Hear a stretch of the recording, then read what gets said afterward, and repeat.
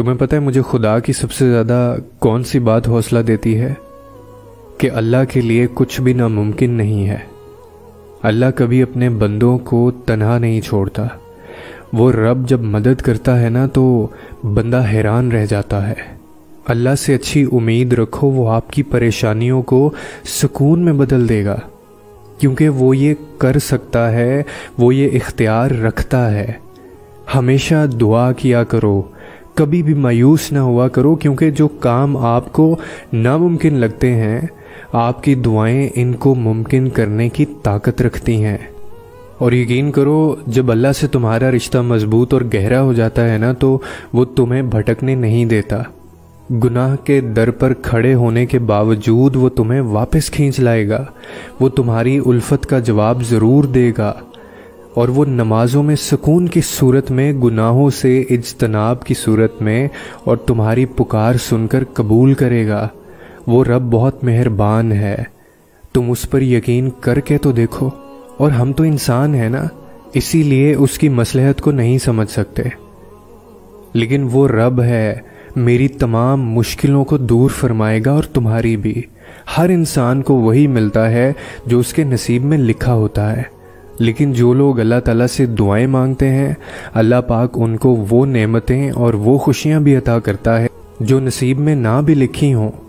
بے شک اللہ تعالیٰ ہر چیز پر قادر ہے۔ دعائیں نصیب سے نہیں بلکہ نصیب دعاؤں سے ملتا ہے، اور کائنات کے سارے معجزے دعاؤں سے ہی تو ہوتے ہیں۔ لیکن مسئلہ یہ ہے کہ ہم لوگ دیکھ ہی نہیں پاتے۔ کیا آپ نے کبھی طلوع آفتاب کی خوبصورتی دیکھی ہے؟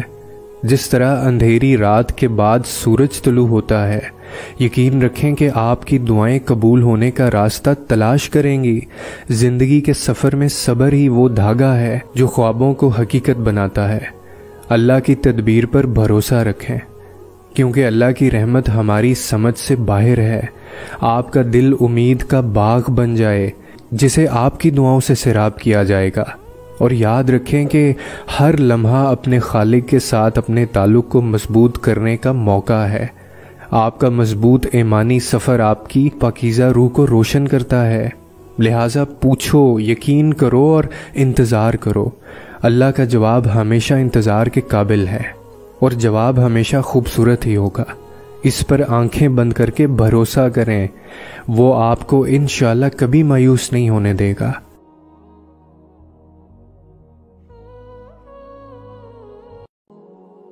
پتہ ہے اللہ نے قرآن میں بڑے افسوس کے ساتھ فرمایا ہے کہ انسان بڑا ناشکرا ہے، یعنی اگر اسے کچھ نہ ملے تب بھی وہ شکوہ کرتا ہے، اور اگر اسے سب کچھ مل جائے تب بھی وہ اس کی قدر دانی نہیں کرتا۔ ہم بہت بد نصیب لوگ ہیں، ہم خوش ہونے کے لیے بڑے بڑے لمحوں کا انتظار کرتے ہیں، اور اس دوران ہم خوشیوں کے کتنے چھوٹے چھوٹے لمحوں کو گوا دیتے ہیں، ہمیں خود بھی اندازہ نہیں ہوتا۔ اللہ تعالیٰ قرآن میں فرماتا ہے کہ تم شکر ادا کرو گے تو میں تمہیں زیادہ دوں گا۔ کتنا مشکل ہے یہ کام کرنا۔ کیا آپ کو وہ نعمتیں نہیں نظر آتی جو اللہ نے آپ کو آپ کی اوقات سے زیادہ دے رکھی ہیں؟ پتہ ہے نعمتیں پانا بڑا آسان ہوتا ہے، لیکن ان نعمتوں کو سنبھال کر رکھنا بڑا ہی مشکل ہوتا ہے۔ تو آپ اپنی نعمتوں کو سنبھال لیں، آپ شکر کی عادت ڈال لیں۔ اور رسول اللہ صلی اللہ علیہ وسلم نے بھی فرمایا کہ مومن کا معاملہ عجیب ہے، اس کا ہر معاملہ اس کے لیے بھلائی کا ہے، اور یہ بات مومن کے علاوہ کسی کے لیے میسر نہیں۔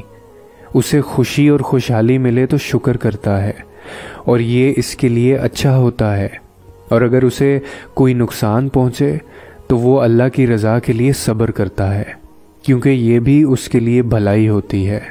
اللہ اپنے بندے کے لیے کبھی بھی برا نہیں سوچتا، اسی لیے ہر حال میں شکر کرنا سیکھیں، کیونکہ ہمیں جتنا بھی ملتا ہے ہمیشہ اپنے اعمال سے بڑھ کر ہی ملتا ہے، پھر وہ روٹی کا ٹکڑا ہو یا پانی کا ایک قطرہ ہو۔ جب آپ شکر ادا کرنا شروع کر دیں گے تب آپ کو خود محسوس ہوگا کہ وہ روٹی کا ٹکڑا بڑا کھیت بن گیا ہے، اور پانی کا قطرہ اب قطرہ نہیں رہا بلکہ سمندر بن گیا ہے۔ اور پھر آپ ہی بتائیے کہ کیا ہمارے اعمال اس قابل ہیں کہ ہمیں سیدھا جنت میں ڈال دیا جائے اور ہمیں بالکل آزمایا نہ جائے، ہمارے اوپر کسی قسم کی مشکل نہ آئے، ہمیں برے وقت سے دور رکھا جائے؟ بالکل نہیں۔ اللہ پاک نے ہمیں اس دنیا میں آزمائش کے لیے ہی پیدا کیا ہے۔ انسان اس دنیا میں بھیجا ہی اس لیے جاتا ہے کہ وہ اپنے اوپر آئے ہوئے مشکل وقت سے آخر تک لڑتا رہے۔ انسان کو پہلے اس دنیا میں اتارا جاتا ہے جو فانی ہے اور کبھی باقی رہنے والی نہیں، اور پھر اس پر آزمائشیں ڈالی جاتی ہیں، اس کا صبر آزمایا جاتا ہے، اس سے اس کے نفس کا امتحان لیا جاتا ہے کہ اس کی قوت برداشت آخر کتنی ہے، وہ کب تک صبر کر سکتا ہے، اور کیا وہ اس مقصد کو ڈھونڈ سکتا ہے جس کے لیے وہ اس دنیا میں بھیجا گیا، جس کے لیے اسے پیدا کیا گیا۔ اور بے شک اللہ پاک انسان کو کبھی بھی اس کے قوت برداشت سے زیادہ نہیں آزماتا۔ جیسے ہی انسان کا ضبط اس کے آخری مراحل میں ہوتا ہے تو اللہ پاک اسے تھام لیتا ہے۔